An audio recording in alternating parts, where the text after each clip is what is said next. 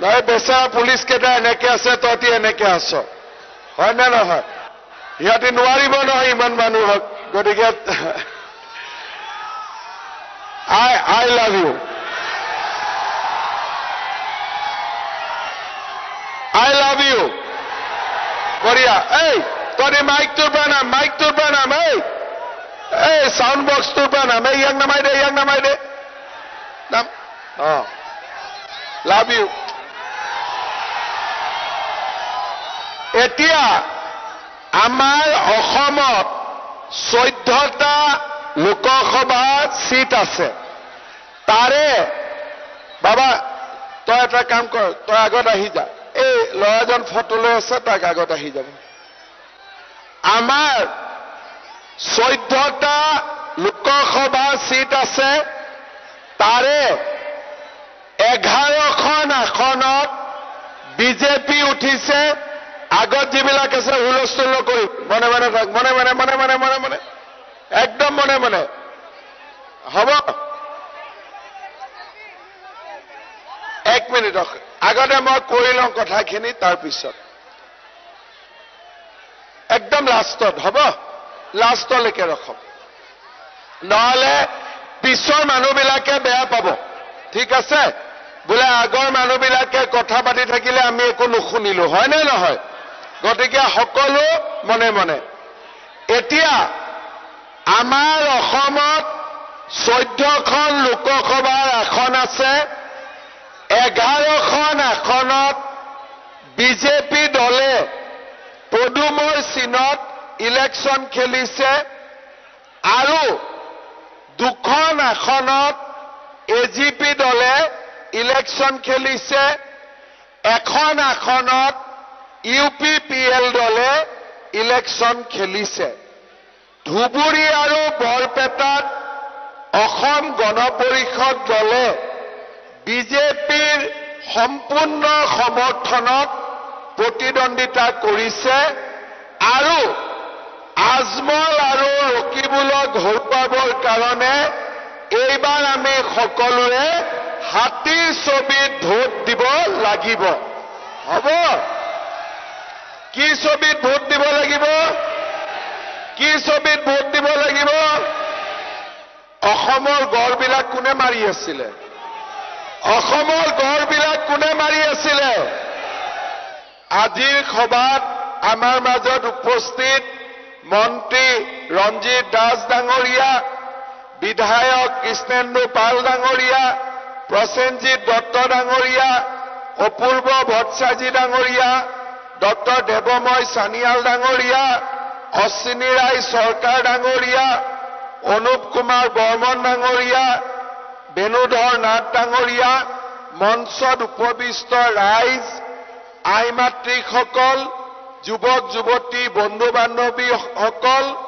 আৰু সুধীবৃন্দ আজি আমি গোলকগঞ্জ সমষ্টিত ইমান বিশাল ৰেলী আৰু ইয়াৰ পৰাই আমি কি গম পাওঁ যে এইবাৰ ধুবুৰী লোকসভাত এজিপি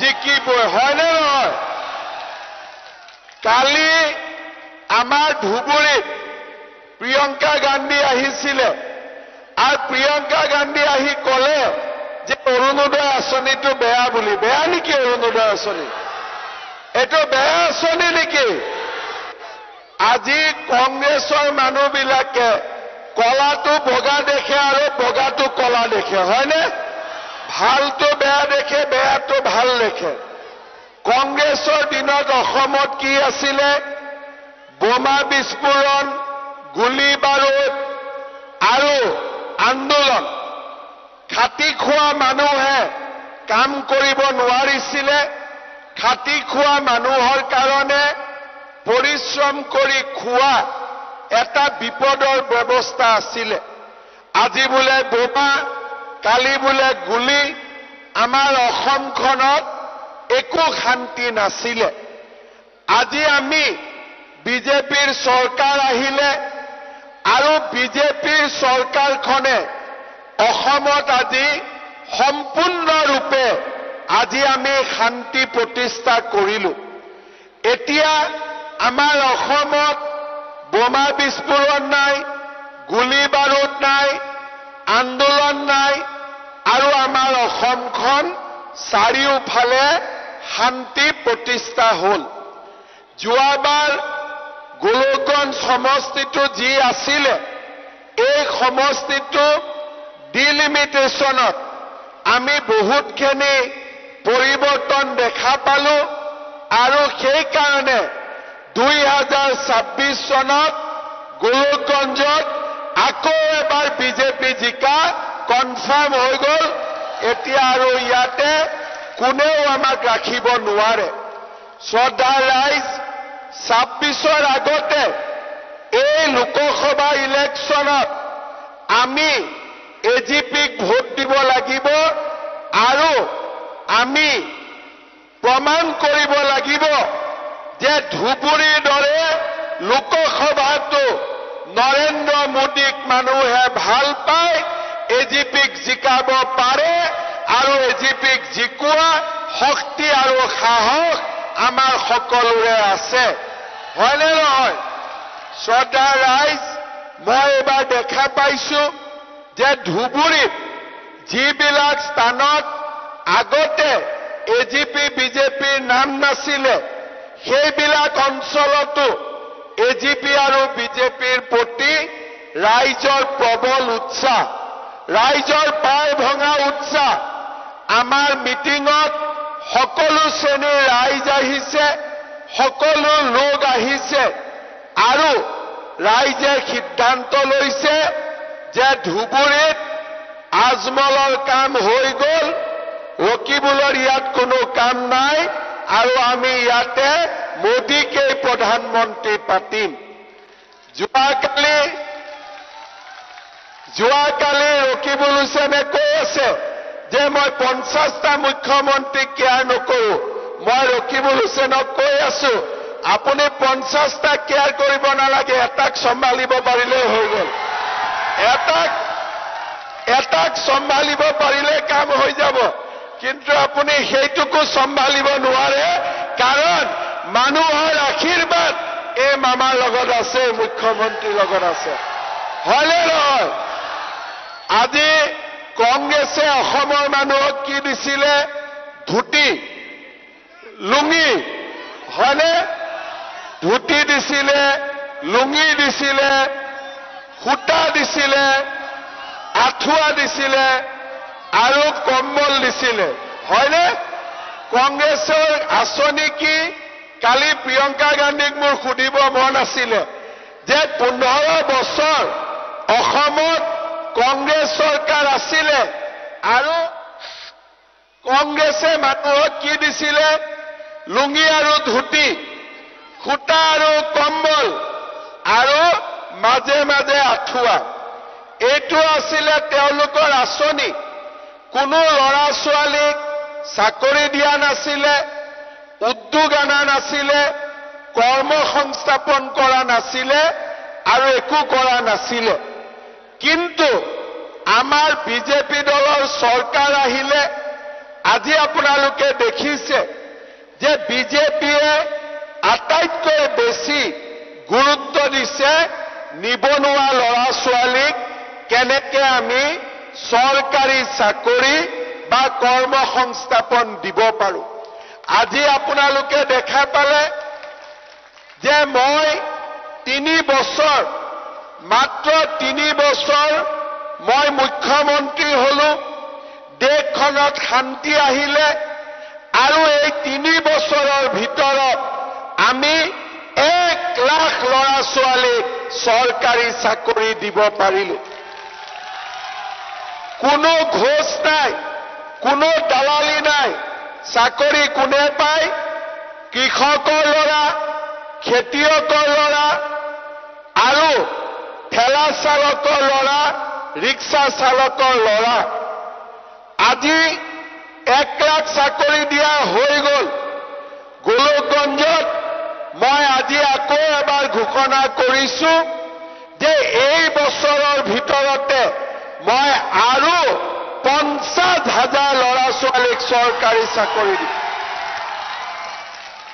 50,000 50,000 কংগ্ৰেছে লুঙি আৰু ধুতি দিয়ে মই চাকৰি দিওঁ হয়নে এতিয়া জুলাই মাহত পুলিচৰ ইণ্টাৰভিউ হ'ব সেপ্টেম্বৰ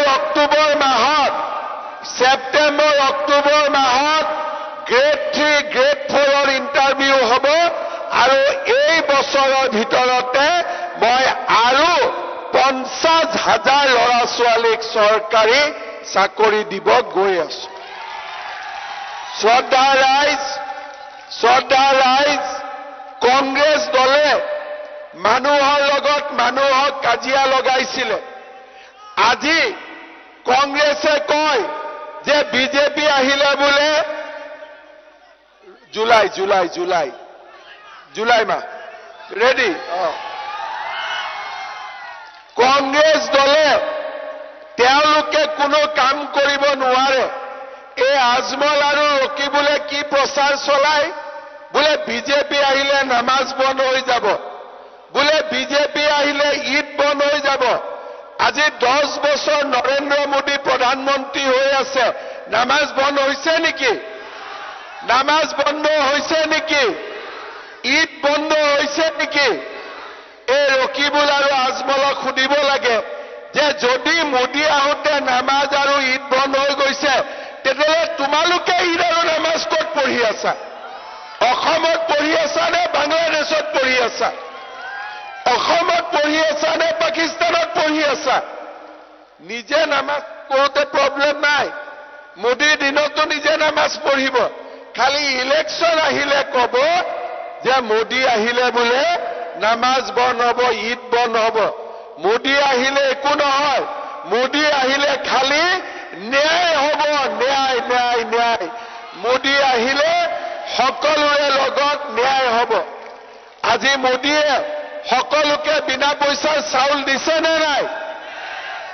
নে নাই মোদীয়ে হাতত আজি কাৰ্ড দিছে কাৰ্ডখন লৈ গ'লে 5 লাখ টকালৈকে আমি বিনামূলীয়াকৈ ট্ৰিটমেণ্ট কৰিব পাৰো কেঞ্চাৰ হ'ল কিবা হ'ল আজি আমাৰ বেমাৰৰ ট্ৰিটমেণ্ট কাৰ্ডখন দেখুৱালে আমি 5 লাখ টকালৈকে ট্ৰিটমেণ্ট কৰিব পাৰো আজি টকা নিদিয়াকৈ চাকৰি পাব পাৰো আৰু অৰুণোদয়ৰ দৰে আঁচনি কোনে আৰম্ভ কৰিছে এই বিজেপি চৰকাৰে অৰুণোদয় আঁচনি আৰম্ভ কৰিছে আমাৰ কোন মায়ে অৰুণোদয় পোৱা নাই হাত দাঙকচোন পোৱা নাই আচ্ছা কোনে পাইছে হাত দাঙক পাইছে কোনবাই পাইছে আৰু কোনবাই পোৱা নাই হয়নে নহয় কিন্তু মানুহে ভাবে বিজেপিক ভোট দিছো অৰুণোদয় পোৱা নাই অলপ মনটো বেয়া লাগি থাকে না পাব লাগে নে নাই চবেই ঠিক আছে এইবাৰ মই আপোনালোকক কৈ দিলো যে আমাৰ গোলকগঞ্জ সমষ্টিত এইবাৰ মই ঘৰে এটাকৈ অৰুণোদয় দি দিম হ'ব প্ৰত্যেক ঘৰত যাৰ ঘৰতে ৰেচন কাৰ্ড আছে তেওঁলোকে কৈ দিলো নহয় যাৰ ঘৰতে ৰেচন কাৰ্ড আছে তেওঁলোকে অৰুণোদয় আঁচনি পাই যাব কাৰ ৰেচন কাৰ্ড আছে হাত দাঙক সবৰে ৰেচন কাৰ্ড আছে আৰু যাৰ ৰেচন কাৰ্ড আছে সকলোৱে অৰুণোদয় পাই যাব ৰেচন কাৰ্ড কাৰ নাই হাত দাঙক অকণমান মানুহৰ ৰেচন কাৰ্ড নাই ঠিক আছে আধাৰ কাৰ্ড কাৰ ব্লক হৈ আছে আধাৰ সমস্যা কাৰ আছে আধাৰৰ সমস্যা কাৰ আছে ঠিক আছে যাৰ ঘৰত ৰেচন কাৰ্ড নাই এইটোকে সুধি আছো যাৰ ঘৰত ৰেচন কাৰ্ড নাই তেওঁ ৰেচন কাৰ্ড পাই যাব আৰু আধাৰৰ সমস্যা মই 6 মাহৰ ভিতৰত সমাধান কৰি দি দিম। 6 মাহৰ ভিতৰত আধাৰৰ সমস্যা সমাধান হৈ যাব। হ'ব? এতিয়া মই কি লাগে মোৰ লগত কথা আছে যদি এই আগলৈকে যাব লাগিব। যাব দে। আজি মই এতিয়া আপোনালোকক সুধি আছো, লাখপতি বাইদেউ মানে কি ইয়াত জানে নে নাই? কোনে লাখপতি বাইদেউ ফৰ্ম ফিল আপ কৰিছে? বা কৰিছে? সঁচাই কৰিছে নে? এইফালে কৰিছে নে লাখপতি বাইদেউ ফৰ্ম কৰিছে? আচ্ছা, যোনে লাখপতি বাইদেউ ফৰ্ম ফিল আপ কৰিছে, কেইদিনমানৰ ভিতৰতে তেওঁলোকৰ বেংক একাউণ্টত পুতুং কৰি 10,000 টকা সোমাই যাব। ঠিক আছে? হ'ব? এতিয়া বাইদেউ নাচি আছে। এতিয়া এই যে 10,000 টকা সোমাব, এই 10,000 টকা গিৰিয়েকক কোনে দি দিব? কোনে গিৰিয়েকক দি দিব? মই এটা কথা কওঁ, এই 10,000 টকাটো এটা আৰম্ভণি। ভাগিন মনে থাক। এই 10,000 টকাটো এটা আৰম্ভণি। যিসকল মহিলাই 10,000 টকা পাব, তেওঁলোকে এই টকাটো ভাল কামত ব্যৱহাৰ কৰিব। কেনেকুৱা? যে গিৰিয়েকৰ ব্যৱসায় আছে, তাতে লগালো, নহলে 10জনী মহিলা লগ লাগি এটা সমিতি খুলিলো, বা একো নহলেও ঘৰত 50ডাল চেগুন গছ ৰুলো, আগৰ গছ ৰুলো, আৰু আমি আপোনালোকক সুধিম যে 10,000 টকাটো আপোনালোকে কেনেকে খৰচ কৰিলে। যদি 10,000 টকাটো আপোনালোকে ভাল কৰি খৰচ কৰে, পিছত মই আকৌ আপোনালোকক 25,000 টকা আপোনালোকৰ বেংকৰ একাউণ্টত দি দিম। আৰম্ভণি 10,000, তাৰ পিছত আগত প্ৰথম হ'ল 10,000, তাৰ পিছত পাব 25,000। তাৰ মানে আপোনালোকে চাওক, মোদী গ্যাৰেণ্টি মানে কি? বিনামূলীয়া চাউল, হস্পিটালৰ কাৰণে কাৰ্ড, ল'ৰা ছোৱালীৰ কাৰণে যিমান পাৰি সিমান চৰকাৰী চাকৰি, ঘৰে ঘৰে অৰুণোদয়, লাখপতি বাইদেউ। ইয়াৰ লগতে এইবাৰ আৰু এটা কথা মই আপোনালোকক ক'ব খুজিছো, যে আমাৰ ল'ৰা ছোৱালীৰ কাৰণে অসমত বৰ্তমান বহুত সুবিধা ওলাই আছে। চৰকাৰী চাকৰি ওলাইছে, অসমত নতুন উদ্যোগ আহিছে, আমাক পঢ়া শুনা কৰা ল'ৰাৰ বহুত দৰকাৰ হৈ আছে। সেইকাৰণে এইবাৰ মেট্ৰিকত যিমান ল'ৰা ছোৱালী পৰীক্ষাত পাছ কৰিলে, মোৰ আপোনালোকক অনুৰোধ, সকলোকে যেন কলেজত এডমিশ্যন কৰাই দিয়ে।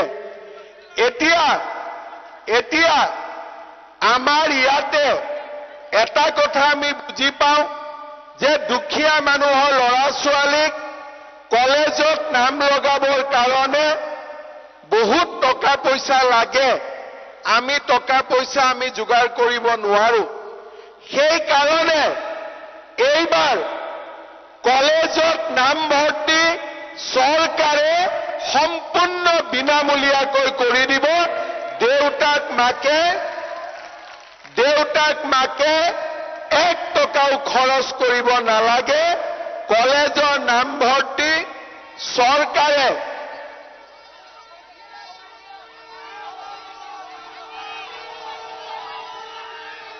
আপোনালোকে আগত কৈ থাকিলে পিছৰ মানুহবিলাকে বেয়া পায়। আপোনালোকে আগত কথা কলে পিছৰ মানুহবিলাকে শুনা নোপোৱা হৈ যায়। এইয়া আপোনাক মই যিমান হাত দিছো আপুনি ইমানে কৈ আছে, ৰখি থাকক, পিছত যেতিয়া মই যোৱাৰ সময়ত তাতে কব, ঠিক আছে? আপোনালোকে আগত কলে একেবাৰে লাষ্টৰ লাইনত থিয় হৈ থকা মানুহখিনিয়ে বেয়া পাই থাকে। আকৌ আপোনাৰ কি আছে ইয়াত মই নাজানো, ৰখক। আকৌ সন্মুখত যোন আহে তাৰ দায়িত্ব বেছি যে আমি মনে মনে থাকিম যাতে মিটিংখন পিছফালৰ মানুহে শুনা পায়। যদি সন্মুখৰ মানুহখিনিয়ে কথা পাতি থাকে, মাইকত কথা কৈ থকা মানুহজনেও কথা কব নোৱাৰে আৰু পিছফালৰ মানুহখিনিয়েও কষ্ট পায়, লাহে লাহে মিটিঙৰ পৰা উঠি উঠি গৈ থাকে। বুজি পালে? সেইকাৰণে সন্মুখত যে আমি তাকেই মাতো যি মানুহে ধুনীয়া কৰি মিটিং শুনিব, ঠিক আছে? এতিয়া আমাৰ কলেজত এইবাৰ ল'ৰা ছোৱালীৰ আমি নামভৰ্তি সম্পূৰ্ণ বিনামূলীয়াকৈ কৰি দিম, কিন্তু তাৰ লগতে এইবাৰ আমি এটা নতুন সিদ্ধান্ত লৈছো যে যিবিলাক ছোৱালীয়ে কলেজত পঢ়িব, কলেজত এডমিশ্যন ল'ব, সেই ছোৱালীবিলাকৰ বেংক একাউণ্টত মামাই 10,000 টকা সোমাই দিব। এইটো হ'ল প্ৰথম বছৰত 10,000, দ্বিতীয় বছৰত 10,000, আৰু যদি ডিগ্ৰীত নাম লগাই 12,500, 12,500, 12,500, আৰু পিজি বা বিএডত যদি নাম লগাই 25,000 টকা কৰি বছৰত চৰকাৰৰ ফালৰ পৰা লাভ কৰিব। শ্ৰদ্ধা ৰাইজ, অলপ আগতে মই কলো যে 1.5 লাখ ল'ৰা ছোৱালীক আমি চৰকাৰী চাকৰি দিম, কিন্তু বহুত ল'ৰা ছোৱালী থাকিব যোনে চৰকাৰী চাকৰি নাপাব। আজিকালি দেখা যায় যে এখন ঘৰত কেতিয়াবা 2-3টালৈকে চাকৰি পায় আৰু কিছুমান ঘৰত কোনেও চাকৰি নাপায়, হয়নে? সেইকাৰণে এইবাৰ আমি সিদ্ধান্ত লৈছো যেতিয়া পুলিচৰ ইণ্টাৰভিউ হ'ব বা আন পোষ্টৰ ইণ্টাৰভিউ হ'ব, যাৰ ঘৰত এটাও চাকৰি নাই তাক আমি 10 নম্বৰ এক্সট্ৰা কৰি দি দিম, যাতে চাকৰি নোপোৱা ঘৰত চাকৰি হ'ব পাৰে। আপোনালোকে বুজি পালে যে এখন ঘৰত 2-3টা চাকৰি হোৱাত কৰি সকলো ঘৰতে যদি এটা এটা চাকৰি হ'ব পাৰে তেতিয়া মানুহৰ বেছি লাভ হ'ব। আৰু সেইকাৰণে যাৰ ঘৰত এটাও চাকৰি নাই তাৰ পৰিয়ালত আমি এইবাৰ ইণ্টাৰভিউত যদি 2জনে 10 পাইছে, চাকৰি নাথাকা ঘৰত আমি 10 নম্বৰ যোগ কৰি 20 কৰি দিম, যাতে চাকৰি নোপোৱা ঘৰত মানুহৰ চাকৰি হ'ব পাৰে। ইয়াৰ উপৰিও সবেতো চাকৰি নাপাব, কিন্তু চৰকাৰে এইবাৰ আৰু এটা স্কিম আনিছে যে যিবিলাক ডেকা ল'ৰা ছোৱালীৰ চাকৰি নহ'ব কিন্তু তেওঁলোকে ব্যৱসায় বাণিজ্য কৰিব খোজে, তেওঁলোকক আমি চৰকাৰৰ পৰা সৰু সুৰা ব্যৱসায় বাণিজ্য কৰিবৰ কাৰণে মৰ্টগেজ নালাগে, একো নালাগে, আমি তেওঁলোকক 2 লাখ কৰি টকা দিম। তাৰে 1 লাখ ঘূৰাই দিব লাগিব আৰু 1 লাখ ঘূৰাই দিব নালাগে। বুজি পালে? এতিয়া কংগ্ৰেছে কি দিছিলে? ধুতি লুঙি সূতা কম্বল আঁঠুৱা। আমি কি দি আছো? চৰকাৰী চাকৰি, পুলিচৰ ইণ্টাৰভিউ, আৰু যাৰ ঘৰত চাকৰি নাই তাক 10 নম্বৰ এক্সট্ৰা। আমি কি দি আছো? সকলো মহিলাকে একোটাকৈ অৰুণোদয় আঁচনি। আমি কি দি আছো? লাখপতি বাইদেউৰ একাউণ্টত 10,000 টকা। আমি কি দি আছো? ল'ৰা ছোৱালীৰ এডমিশ্যন বিনামূলীয়া, আৰু ছোৱালীক পঢ়িবৰ কাৰণে বছৰত 10,000 কৰি টকা। আমি কি দি আছো? বিনামূলীয়া চাউল। আমি কি দি আছো? চিকিৎসাৰ কাৰণে আয়ুষ্মান ভাৰতৰ কাৰ্ড। আমি কি দি আছো? উজ্জ্বলা গেছ বজাৰত কৰি 300 টকা কম দাম। আজি আপোনালোকে চিন্তা কৰক, এই বিজেপি চৰকাৰখনে দুখীয়া মানুহৰ কাৰণে, মধ্যবিত্ত মানুহৰ কাৰণে সকলোবিলাক কাম আজি আমি নিজৰ মূৰৰ ওপৰত লৈছো আৰু মানুহক আজি আমি সহায় কৰিছো। শ্ৰদ্ধাৰ ৰাইজ, আমাৰ গোলকগঞ্জ অসম বেংগল সীমান্তৰ এটা সীমান্তৱৰ্তী সমষ্টি। এই সমষ্টিটোত বিজেপি বা এজিপি জিকাটো খুবেই প্ৰয়োজন, ৰাইজৰ কাৰণে বেছিকৈ প্ৰয়োজন। আৰু সেইকাৰণে মই ৰাইজক অনুৰোধ কৰিম যে আপোনালোকে এইবাৰ লোকসভাৰ ইলেকশ্যনত সকলোৱে যাতে হাতীৰ ছবিত ভোট দি আমাৰ এজিপি দলক বিজয়ী কৰে। কৰিবনে নাই? কৰিব। আপোনালোকে চাওক, এই আজমল আৰু কংগ্ৰেছ সিহঁতৰ নাটক কিমান। 2021 চনত সিহঁতে লগ লাগিলে, ক'লে আমি মহাজোঁট, হয়নে? অশ্বিনী ঘৰুৱাবৰ সময়ত সিহঁতি হ'ল মহাজোঁট, আৰু এইবাৰ লোকসভাত সিহঁতি হৈ গ'ল ভাঙাজোঁট, হয়নে? একবাৰ হয় মহাজোঁট আৰু দ্বিতীয়বাৰ হয় ভাঙাজোঁট। যেতিয়া সিহঁতৰ মেজাজ ভাল থাকে, চাচা আৰু ভতিজা একে হৈ যায়।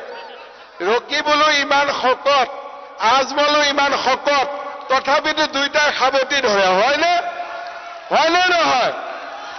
আকৌ যেতিয়া হিচাপ নিকাচ নিমিলে তেতিয়া হৈ যায় ভাঙাজোঁট, হয়নে?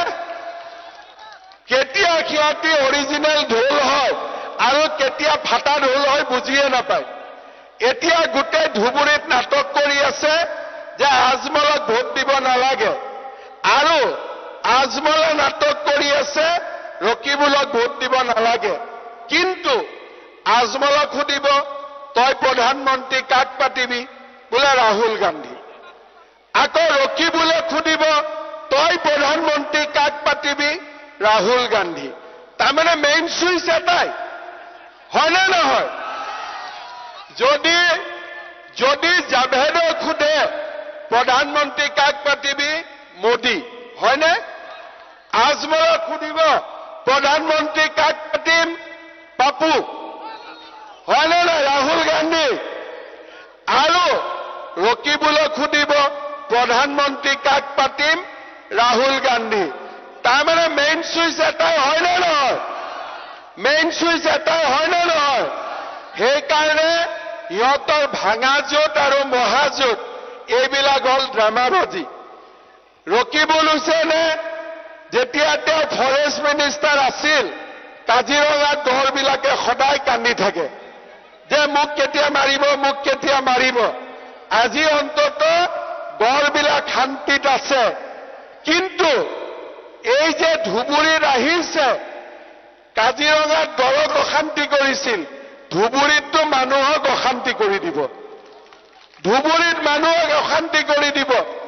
এই আজমল আৰু ৰকিবুল দুইজনৰ দিছপুৰত চৰকাৰ আছে আজমল আৰু ৰকিবুলৰ দিছপুৰত চৰকাৰ আছে আজমল আৰু ৰকিবুলৰ দিল্লীত চৰকাৰ আছে ইহঁতক ভোট দি কি লাভ হ'ব গৰুক দানা খুৱাই গাখীৰ নোলাই কিবা লাভ হ'ব ইহঁতক ভোট দিলে কিবা লাভ হ'ব দিছপুৰত কাৰ চৰকাৰ আছে দিছপুৰত কাৰ চৰকাৰ আছে দিল্লীত কাৰ চৰকাৰ হ'ব গতিকে আমি কাক ভোট দিম মোদীক ভোট দিম হয়নে নহয় আৰু মোদীক ভোট দিলে ময়ো অলপ ভিটামিন পাই যাম হয়নে নহয় আৰু মই ভিটামিন পালে আপোনালোকৰ কাৰণে দুটা আৰু বেছিকৈ কাম কৰিব পাৰিম হয়নে নহয় সেইকাৰণে আমি সকলোৱে কোন চিনত ভোট দিম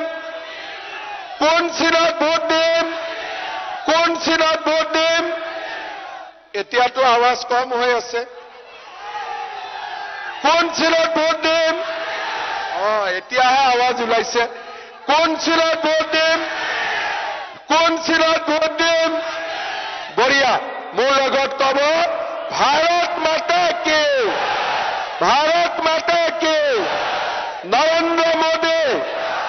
নৰেন্দ্ৰ মোদী বিজেপি এজিপি